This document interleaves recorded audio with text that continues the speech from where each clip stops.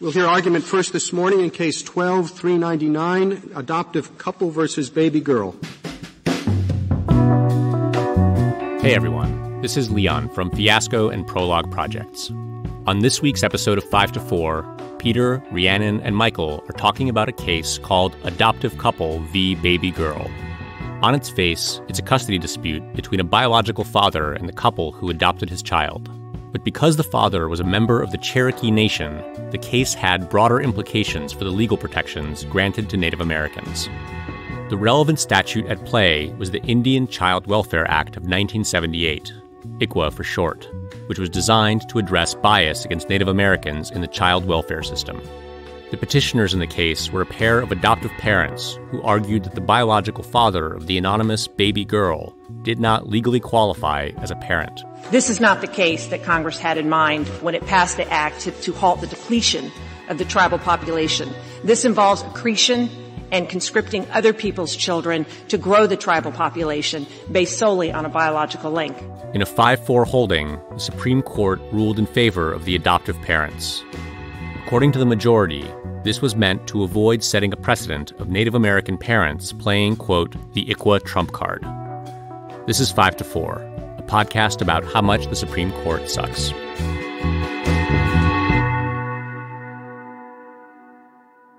Welcome to 5 to 4, where we dissect and analyze the Supreme Court cases that have caused our civil rights to fade out of view like a dying star in the night sky. I am Peter. I'm here with Michael. Hey, everybody. And Rhiannon. Hello. I don't really think that dying stars fade out of view in the night sky. I mean, it takes millions of years, but that sounded more poetic than like whatever. They run out of nuclear fuel. If they go supernova, they get super bright, actually. Brighter than galaxies. You got your red giant, then it goes white dwarf, I think. Okay, flexing scientific knowledge. I don't remember what happens after that. Yeah. I took 3 astronomy courses in college. I did. I was a geology guy, if you know what I mean. You know. All right. Today's case is Adoptive Family v. Baby Girl. The kind of case name that lets you know this one is spicy. That's right. Yes. And frankly, more than a little bit tragic. Yeah. Yes. There was a girl born to a single mother and immediately given up for adoption to a family of the mother's choosing. About 4 months later, the biological father, who had originally signed away his rights to the child, sought custody. Normally, custody cases do not make it to the Supreme Court. But here there is a twist. The biological father is a member of the Cherokee Nation, and there is a law from the late 1970s that makes it more difficult to take children away from Native families than it would from any other family. The reason for that is that there was, at the time, very strong evidence of a systemic effort to remove Native children from their homes and place them with non-Native families. Because of this law, a South Carolina court granted custody to the biological father, and the girl was taken from the adoptive family she had been with at the time for 2 years. There was media outrage, this baby being stripped from the only family she knew and handed over to a father who only recently seemed to show any interest in custody, all because he is Native American. That was the sort of media narrative. Right. This struck a lot of chords. And some of the outrage, I would say, was at least understandable, although, as we'll talk about, probably not warranted. Mm-hmm. Yes. The court channeled some of that outrage in a 5-4 decision where Justice Breyer was once again a deciding vote. Justice Sam Alito wrote for the majority that the child should be returned to the adoptive couple. This is an ugly case with a child caught between two sides, but the import of this case is bigger than one custody battle. This is a story of a horrific injustice imposed upon Native American communities and how the court inverted the meaning of a law meant to protect those communities. Yeah. So, Rhi, let's talk background here. Yeah, so let's talk about this law passed back in the late 1970s, like Peter said. This law is called ICWA, I-C-W-A, the Indian Child Welfare Act.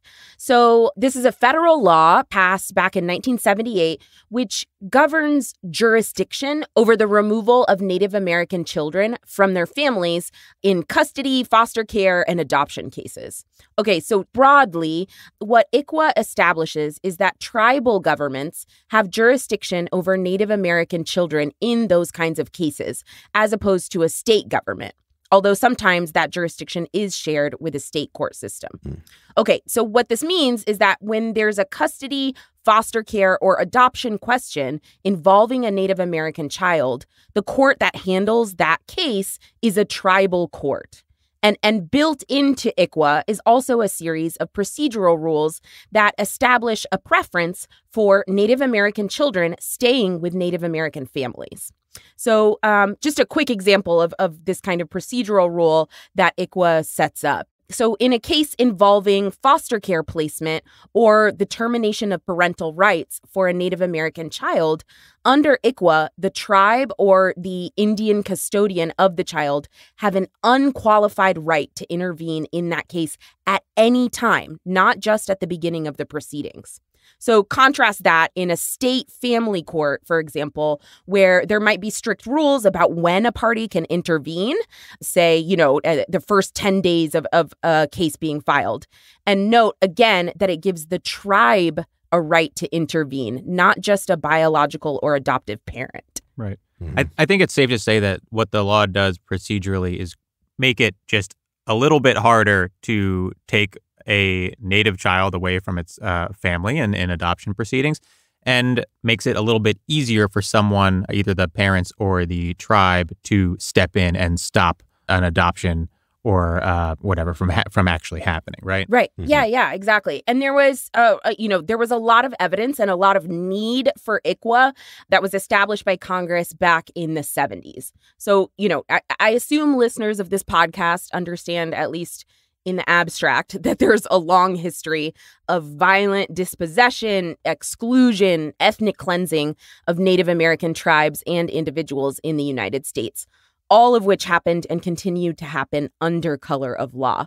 So the passage of ICWA in 1978 represents a small, very late, small, but real attempt at addressing some of these historical harms. Mm-hmm. So after decades of organizing and advocacy among Native American tribes, in the 1970s, it was made obvious to the federal government, to Congress, that Native American children faced disproportionately high rates of forced removal from their tribal homes and from their cultures. Before ICWA was enacted, it was found that anywhere from 25 to 35% of all Indian children were being forcibly removed from their families and placed in predominantly non-Native American homes, which had, no relation or connection to Native American cultures. Say that statistic again. 25 to 35% of all Native children were being removed from their homes. It is legitimately shocking. We're talking 1 in 3. Yeah. When I read that, I was like floored. Yeah. To come up with a statistic that makes me surprised as to how brutal this country has been towards Native Americans, right? I mean, it's like to be brutal even by our standards, it's unreal. Yeah. And the per capita rate of Indian children in foster care before ICWA was nearly 16 times higher than the rate for non-Indian children. So, not only is this massive tragedy kind of falling on children and their families from Native American communities, but Congress recognizes in passing ICWA that, maybe 1 out of every 3 Native American children being stolen from their family is acutely destabilizing for tribes as a whole.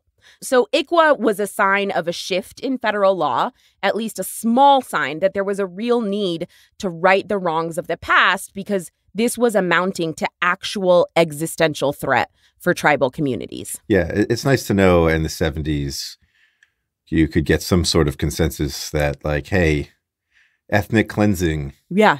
We shouldn't do that. shouldn't do that. Yeah. No, for real. Yeah, seriously. That is literally that is absolutely what it was. In the congressional findings, there was lots of evidence about the systemic historical patterns that had led to this, massive rate of forced removal of Native American children. Yeah. So turning to this specific case, so we have the ICWA, that's the legal background that's operating here, but the parties involved in this case. Let's talk about baby girl and where baby girl comes from. Baby girl, as she is identified in the case, because a lot of times children are left anonymous, right, in court proceedings. Baby girl is the biological child of a man named Dustin Brown and a woman named Christina Maldonado. The father, Mr. Brown, is a citizen of Cherokee Nation, like Peter said, and Miss Maldonado is a non-Indian. Now, Brown and Maldonado were engaged in early 2009 when they found out that they were expecting a baby, but the mom, Maldonado, broke off the engagement in May of that year, and she cut off all communications with Mr. Brown. Ugh, women. I thought you were leaning in. I thought you were going to add something good. I did. Now, in June, Maldonado sent a text message to Brown asking if he would rather pay child support or relinquish his parental rights. Brown responded via text message that he would relinquish his parental rights. Now, important note here that whether you're Native American or not, parental rights cannot be terminated by a text message, okay? This part of the story is useful, I think, not to establish whether or not Brown is going to be or would be a good father, but just to establish this is the information the parties had at the time.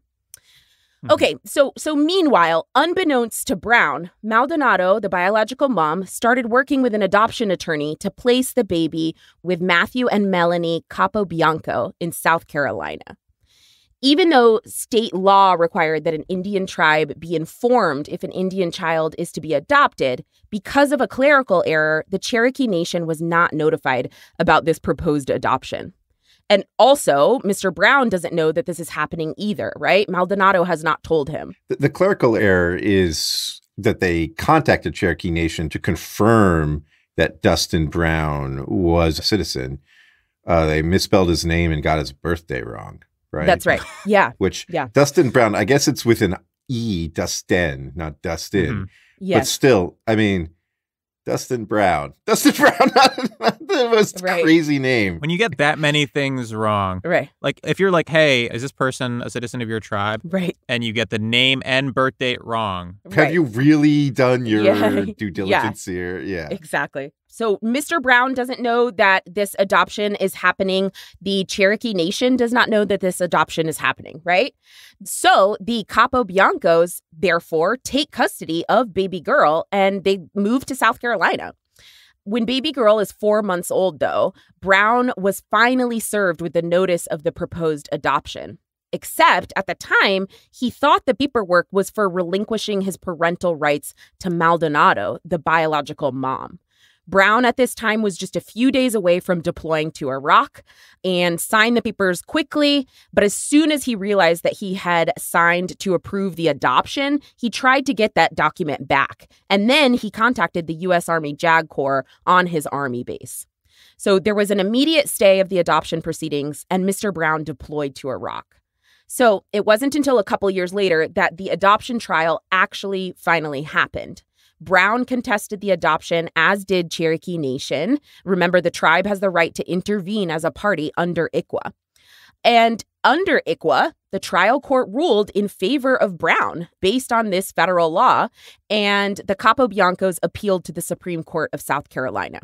Now, even the Supreme Court of South Carolina ruled in favor of Brown, and they said that even though South Carolina state law had certain rules about how a father can establish paternity rights, ICWA preempts state law and applied in this case, so Brown wins and can terminate those adoption proceedings. The Capobiancos turned around and appealed to the Supreme Court of the United States, and that's how we get this case. That's how you know they're white. They're like, we're going to take this to the Supreme Court. All right, let's talk about the law here. The majority bases its opinion on a very strained reading of ICWA. They say that the statute does not apply in situations where the native parent never had custody of the child. To support this, they cite what is essentially just a couple of very brief references in the statute to the phrase continued custody of the child. They say, well, you can't continue your custody if you never had it, so this can't apply to the father here. He never had custody. Mm-hmm. This is a very awkward reading of the statute, but we will spare you the textual arguments here. We did a sort of textualism episode last week with the eviction moratorium, and I just can't subject our listeners to it more than once. So if you want a detailed breakdown of the textualist analysis, both Sotomayor and Scalia filed dissents that laid them out pretty cleanly. They both said, look, continued custody does not necessarily mean that someone had prior custody. It can easily refer to custody in the future. Right. And Sotomayor lays out an additional legal realist point saying, look, even if you don't read it that way, we don't need to let ourselves be strangled by literalism. The purpose of the statute is to protect Native families. So it's weird to say that, well, if you take the baby away from the Native parent before they have a chance to have custody, that's technically okay. The statute doesn't apply. Yeah. Under the court's ruling, you can take a Native child away. You just have to do it quickly, right, before the parents have custody. Yeah. That very clearly contravenes the purpose of the law. And to give you a good sense of how poorly reasoned the majority is, both Thomas and Breyer join the majority, but write their own concurrences to sort of distance themselves from the majority in different ways.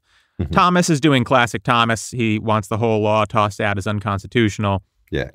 And Breyer, on the other hand, essentially says, well, this should be limited to this one situation because he's afraid of the consequences of the majority's reasoning, which is a good sign that maybe you shouldn't have signed on to the majority's reasoning. Yeah. Right? Exactly. The majority does some very telling, very gross shit in this opinion.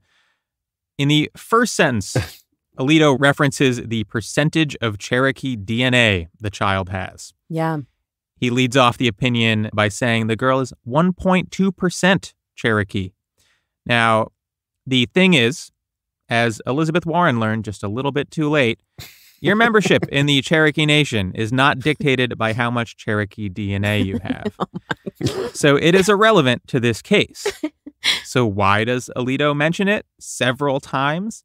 Well, obviously because he's trying to make the point that she's not really Cherokee. Right. So that he can cast doubt on the question of whether this law should even apply to this child at all, right? He's just doing blood test racism on the baby. Yeah, exactly. And this doesn't just come out of nowhere in Alito's racist tiny pea brain.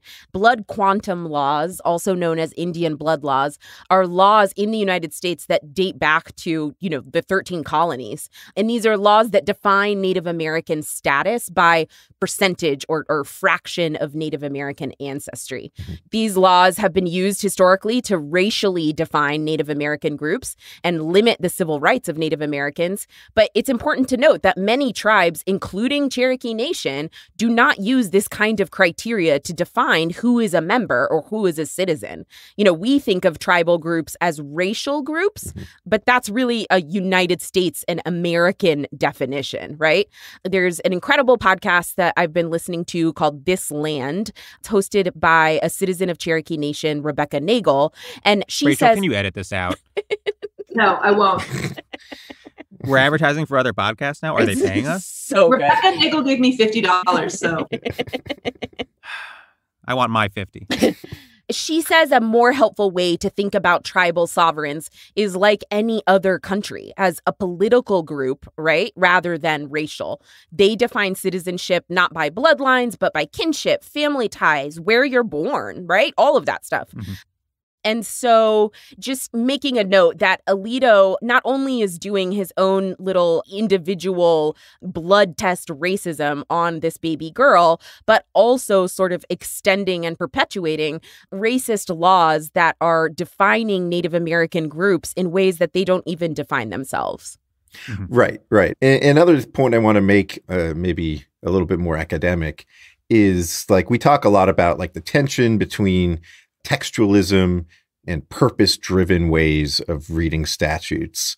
And usually textualism is this sort of overly literal, like looking at the text of the statute without any context. Yeah. Where, purpose-driven interpretation is looking at what Congress wanted to do and what the drafting legislators said about the bill and things like that. Sometimes those things aren't nearly as intention as it sounds. Like in this case, where Congress also passes into law as part of the law its legislative fact-finding and purpose. And in this case, that's part of the law is literally, hey, there was ethnic cleansing going on, and the purpose of this law is to prevent that, to keep Indian children with Indian nations. Like, that's what we're doing here. That's what this law is about. And so it's not a surprise that this ended up in, Alito's hands, because Alito is more willing than anyone to do overt racism and to, ignore the text or do like strained readings of the purpose and selectively pluck quotes from the legislative history and do like real hack interpretation. And that's what the opinion is, just like, it's awful. It's so awful. Right. And so like an example of the hackishness is that on more than one occasion, Alito says, because he's more than happy to talk about like policy implications, is that the way the dissent is reading the law would make it harder to place Indian children with, fit, good adoptive parents who are not Indian. Right. But that's the fucking purpose of the law. Right. That's the point. Entire purpose. The entire purpose of the law. He's like, this is going to discourage, white people from wanting to adopt Indian children. The point of the law is so that fewer white people adopt Indian children. Right. Yes. That is what it's doing. 1/3 of Indian children were being removed from their homes. So, the whole point of the law was to make it harder to do that. Right. Is that really that complicated? Yeah. Yeah, it's fucking wild. Yeah. The court is basically saying, like, look, we just disagree. Don't agree with the law. So we're really supposed to rip this quote-unquote Indian child from her loving adoptive parents to this, deadbeat dad or whatever, which they also go like a long way to like intimate that they think this guy is just a real piece of shit. Yeah. Omitting that, like, he's a troop, which they would usually love, right? And like that there's actually no indication that he'd be a bad father. No, and in fact, a lower court found that he was a good and loving father, right? That was part of the finding in the court below. Right. Absolutely. And like as a result of the lower court rulings, he did have custody for 18 months. And by all indications was a great father in that, or at the very least, sufficiently good father that you didn't need to be ripping custody away from him to protect the child. Absolutely. Yeah. Yeah. Something that has framed my thinking about this case and preparing this episode was something that I heard on that podcast. Again, it's called Son of a Bitch. It's called This Land with Rebecca Nagel. And she says early on in the first season that as long as the United States has been making laws about Indian tribes, they have been breaking those laws. Mm-hmm. ICWA was passed with intention, with tons of evidence, with tons of congressional findings about systemic and historic injustices that were falling on Native American communities. And, here you have Alito making an ass of himself, really showing how, in general, the Supreme Court justices are not learning Indian law. They're not learning this history, and they're letting ignorance and those stereotypes sort of color their reasoning in these decisions. When we say Indian law, what we're talking about, that's sort of like a legal term of art that refers to when the federal government legislates regarding the relationship between governments and the Indian nations. Exactly. And another thing to note that people should have on their radars in terms of ICWA, in terms of federal Indian law, is that a case challenging the constitutionality of ICWA is up at the Supreme Court this coming term. Yeah. I think that it's called Brackeen.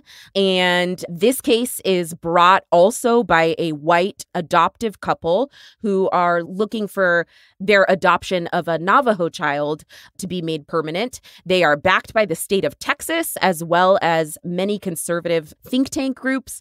And this is a challenge to ICWA, arguing that it is unconstitutional because it favors Native American groups based on their race, right? Mm-hmm. That Right. ICWA sets up unconstitutional racial preferences by preferring Native Americans over, say, white families. Right. Again, despite the fact that it's not actually a racial category Right. in the eyes of the tribes themselves, but Right. whatever. In fact, Chuck Hoskin Jr., who is the principal chief of the Cherokee Nation, he told Vox some months ago when interviewed about this case that's going up to the Supreme Court, he said, quote, "The core of their argument," the white family's argument, "the core of their argument is that it's an unfair racial preference and that we should have a colorblind system. What that misses is what's bedrock of federal Indian law in this country, which is that tribes are sovereign, not distinguished as a race, but as a special political designation. That's a critical underpinning of not just ICWA, but many laws that relate to housing and healthcare and education and employment. For that to be eroded by a successful attack on ICWA, that would have broad implications on all of these." So really just highlighting that the legitimacy of ICWA, the continuation of ICWA as sort of a bedrock of federal Indian law is really at stake in this coming term. And, you have Roberts and Alito really primed for these kinds of very ignorant, racialized arguments that they'll be, kind of all too ready to endorse. Yeah, that's right. And, Justice Gorsuch is the rare, I think the only justice, at least in modern times, that came up in the West Coast judicial circuits and is very familiar with Indian law and is good on it, right? We've talked about, he wrote a great opinion. The problem is now that Ginsburg has been replaced with Amy Coney Barrett, Gorsuch plus the liberals is not enough to cobble together a majority. Right. So how Barrett is on these issues is a big unknown, but I'm not bullish on her, breaking ranks. Right. Maybe overruling ICWA will be a bridge too far for them. But Thomas has already indicated that he thinks it's unconstitutional on other grounds, not related to unfair affirmative action style arguments. Right. He thinks it's a too broad a reading of the Indian Commerce Clause, which is what gives Congress the power to, regulate the relationship between the federal government, the state governments, and the tribes. Yeah. This feels like a good time to take a break. And we're back. So I think when you hear about this case, it may well seem unjust in a vacuum. You had this couple who did what appears to be their best to work with a mother to adopt a child. Custody gets taken away from them at about 2 years old. Those are tough facts. Yeah. Yeah, they supported her during pregnancy. They were there at the birth, right? Yeah. One of them cut the umbilical cord, which is just, what the fuck? Are you kidding me? That's pretty common in adoption. I doubt it. Don't fucking lie to me. I'm not going to go on with my day believing that happens all the time. I refuse. Okay. I think it would be helpful to point out that the majority's reading may well lead to the very sort of discrete injustices that they are ostensibly trying to avoid. Yeah. The court is holding that the provisions of this law only protect Native parents who have custody. But as Sotomayor points out in dissent, there are plenty of non-custodial parents who are still active in their children's lives, and this decision would deprive them of the protection of the law. Yeah. So if there's a Native couple who had a child together but have since separated and one parent has custody, the majority is holding that the protections of this law would not apply to the other parent. Right. Despite the fact that the parent could very well be a loving and active parent who is ready and willing to take on custody. Of course. Yeah. What's pretty clearly happening here is that the majority is letting their feelings concerning this particular situation dictate their position. And the result is that they are creating a haphazard rule that doesn't really stand on its own. Yeah. That's right. And, there's a legal axiom that hard cases make bad law. And just about everyone will hear that at some point in law school or throughout their legal careers, which fittingly enough originated in a custody case in the 1830s. So on point. But the idea is that there are always going to be edge cases, and a good rule that comes out in just scenarios 99% of the time might have those 1% cases that are tough, that for one reason or another, they have a sympathetic defendant or whatever, you don't like how it comes out, but that doesn't necessarily mean you need to work around those scenarios. And in fact, doing so is often to the detriment of the law. altogether. Like if you don't believe in the death penalty, and there are a lot of great reasons not to believe in the death penalty, there's always going to be some asshole who's like, yeah, but what about a guy who kills and rapes children or whatever? Right. And we have him on video and he is saying, I love killing children and I have no remorse. Like, what about that guy? Again, hard cases make bad law. Like, we shouldn't torture people. What about if there's an atomic bomb about to go off in LA? Right. And so what the axiom is saying more than anything is that as jurists, as lawyers, as people with responsibilities to the law and the country, you have to have the courage sometimes to accept a tough outcome in the name of a just system. Right. Mm-hmm. And I just want to highlight that because Breyer's opinion in particular is an example of precisely the sort of cowardice that this axiom is targeted at, where he knows that this is bad law. Right. He knows that this will make the law less just overall, but he's just too afraid to take a stand. And in this case, as I mentioned, there's no textual real ground to stand on. Mm-hmm. And so the most committed textualist of them all, Scalia, as Peter noted, dissented, which means there were 4 dissenters, 3 liberals plus Scalia. And it's Breyer's cowardice is the reason why this went the other way. That's right. He could have, not joined the majority opinion and just, if he really thought the kid needed to go with the adoptive parents, written a separate opinion concurring in judgment only and narrowed the ruling, making it a plurality, right? Or he could have just fucking, had some balls and dissented and said, like, it's tough. It's, unfortunate. And sometimes they're tragedies and they're unavoidable, right? Like this was totally avoidable if they got this guy's fucking birthday right, Right. Yeah, right. Exactly. And also, I would like to point out before we move on that conservatives often revel in the idea that the correct application of the law might lead to certain unfortunate outcomes, right? Yes. Right. And here, when that unfortunate outcome is some nice white couple not being able to adopt a kid, they cannot tolerate it. Right, exactly. That's a bridge too far for them. Right. I think it's very telling. Yeah. So let's get a little bit bigger picture here. We've used the term ethnic cleansing a couple of times, and I would like to give a defense of using that terminology in this context, because I think that when it comes to the effort to remove Native children from their families, the project to remove Native children from their families, especially in the mid-century, it's best viewed as an evolution of American policy toward Native populations. That's right. For the first century or so after America's founding, policy towards the tribes was pretty obviously one of just violent extermination. Pick a fight, kill a lot of people, sign a peace treaty, violate the treaty in the name of manifest destiny, rinse and repeat, right? That's right. Yeah. At the turn of the 20th century, the status of the tribes moving forward felt in some ways very unclear. They had been largely, defeated from a military point of view. There weren't significant military conflicts to come. For the most part, their territory had been reduced to a small number of reservations. They were stricken with widespread poverty. Culture had been forcibly erased. And many people in government felt that what needed to happen was a final push towards cultural assimilation for the tribes. Right. And the government funded schools for Native children designed to sort of, give them a European American education and all that. And starting in the 1940s, the official policy of the United States towards Native populations was called the termination policy. It began with efforts by several states to shift jurisdiction over certain criminal offenses from the tribes to the states themselves. It hits its crescendo in 1953 when Congress passed a resolution to terminate a large number of tribes across several states.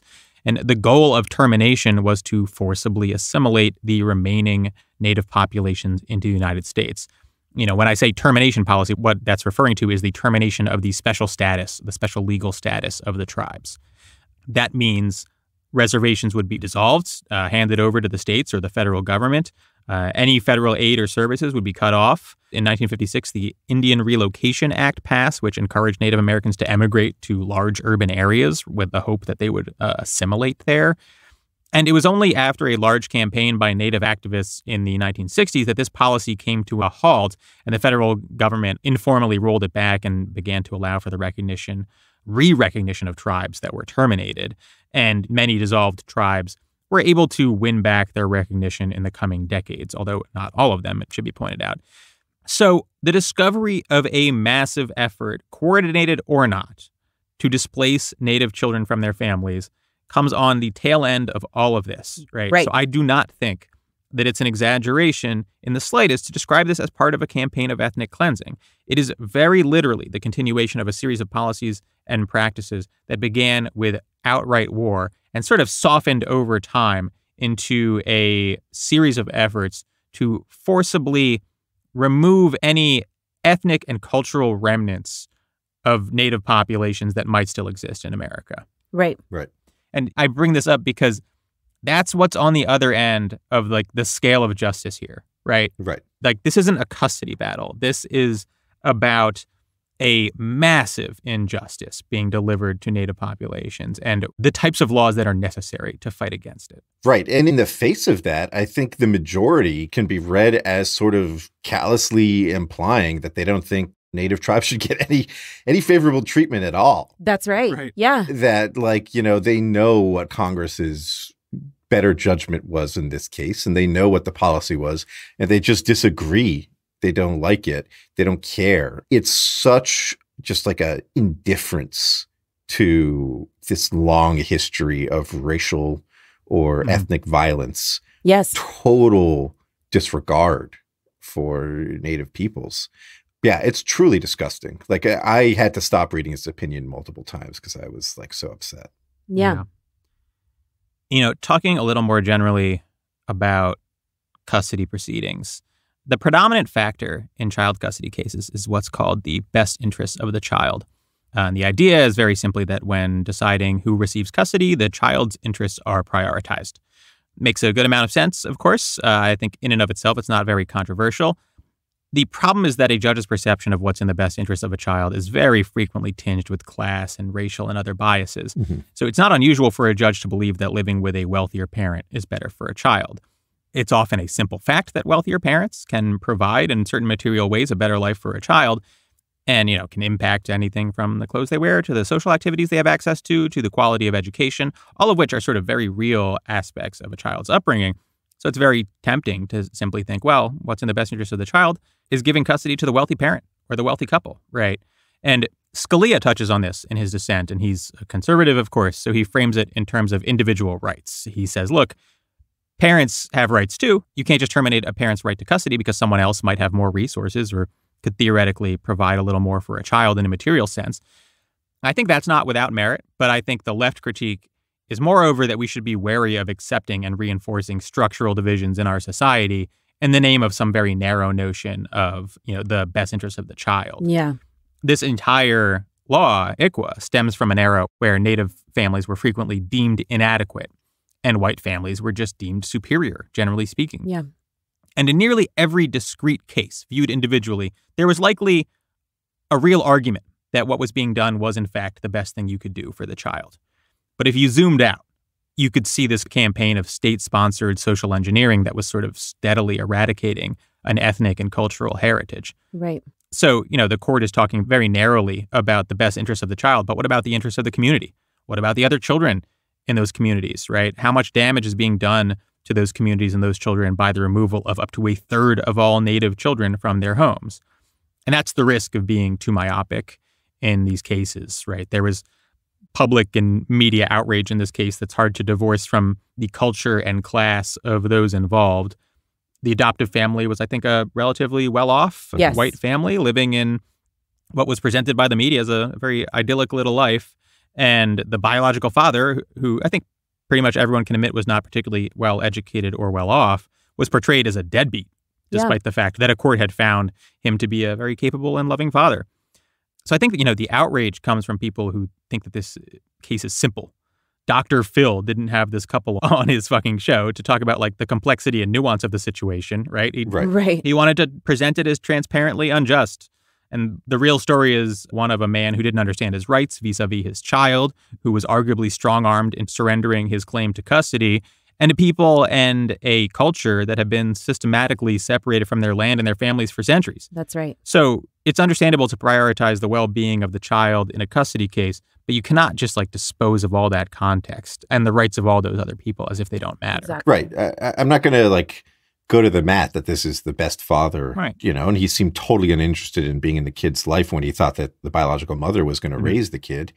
But there's every indication that the second, within, 24 hours of being on notice that she wanted to put the kid up for adoption, he started fighting for custody. He wanted custody. That's right. And from that perspective, it's who cares about ICWA? How are we so callous about, a biological father's rights? Was it Sotomayor's dissent makes the point that there are I think at least 15 states with laws that just their own adoption laws, he would have been winning on those grounds. They didn't need ICWA, right? Right. There's a men's rights activist angle to this too, which I think there's a little bit of, you can see a little bit of that in Scalia's dissent. Hey, fathers have rights too. Yeah. Yeah. It's not an easy case, right? I don't think there are easy answers here, but I think the big picture answer is clear, right? Which is, the problem that Congress was addressing and its solution should have dictated the outcome here. Yeah. Right. Yeah. It's not the type of case you can sort of just, tie up in a bow and feel great about. But that said, I do think that the outcome you need to arrive at is clear. That's right. That's right. Yeah, while we're talking about custody, I think it's worth bringing up the way child welfare legal systems across all of the states, not just in terms of Indian law and forced removal of Indian children, but across the country, how these systems are used in this kind of social engineering function in furtherance, really, of white supremacy in the U.S. That's right. One of the major problems contributing to the forced removal of Native American children that Congress identified when it was passing ICWA back in 1978 was the role of mostly white social workers who misunderstood Native American culture, Native American families, the role of extended families in raising children in many Native American tribes. And you see that sort of systemic misunderstanding being used in terms of violence on families of color, even in non-Native American communities.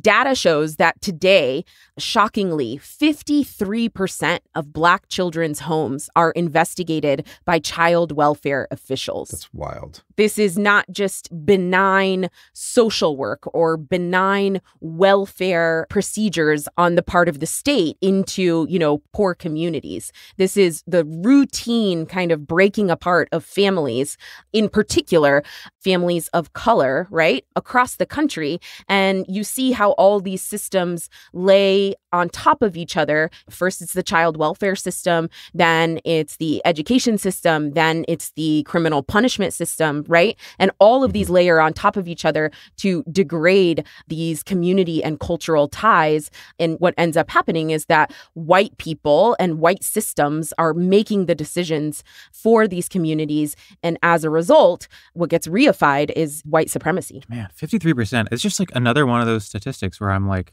even for this country, that is fucking egregious. Yeah.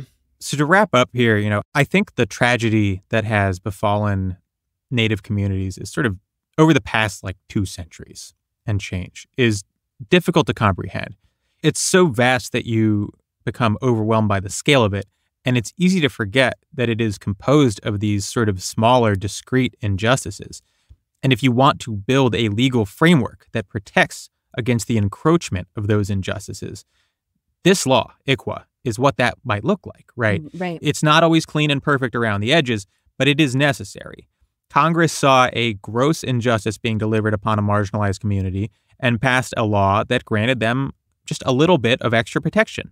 This case is the court taking some of that protection away almost explicitly because they just don't think it's needed. Yeah. A lot of the reactionary project involves just pretending that the gross injustices of the past are too distant and irrelevant to concern ourselves with anymore, right? They are not pertinent to the current moment. But I think that this case is important because of exactly how clearly you can see the line between the open warfare and violence of the 19th century to the formal and informal policies of ethnic cleansing directed at Native populations that arose in the mid-20th century and beyond. What conservatives would have you believe is that what has changed in this country since then, since the 60s and 70s, when this law was necessary, is the country's moral center, right? We don't need these laws anymore because everyone has accepted that these policies were unjust, and we've all learned our lesson. It's okay now. Mm-hmm. If you believe that, you are an absolute sucker. We need laws like ICWA, just like we need anti-discrimination laws, because under no circumstances can you trust this rotten country to uphold the humanity and dignity of everyone in it. Yeah. And, maybe that's a little bit dramatic, but I just spent several days reading about this country's treatment of Native Americans. So I don't give a shit. That's how we're wrapping. We'll see you in a couple weeks. Next week, we are taking off. Something very important came up. I want to go to the beach. So no episode next week. But the week after, we are coming back with Nieves v. Bartlett, a case about retaliatory arrests. Cops' ability to arrest you for doing speech that they don't like. Follow us on Twitter at 54pod and support us on Patreon. Patreon.com/54pod, all spelled out. We will see you in a couple of weeks. Bye. Bye-bye. 5 to 4 is presented by Prologue Projects. This episode was produced by Rachel Ward with editorial support from Leon Nafok and Andrew Parsons. Our production manager is Persia Verlin. Our artwork is by Teddy Blanks at Chips NY, and our theme song is by Spatial Relations.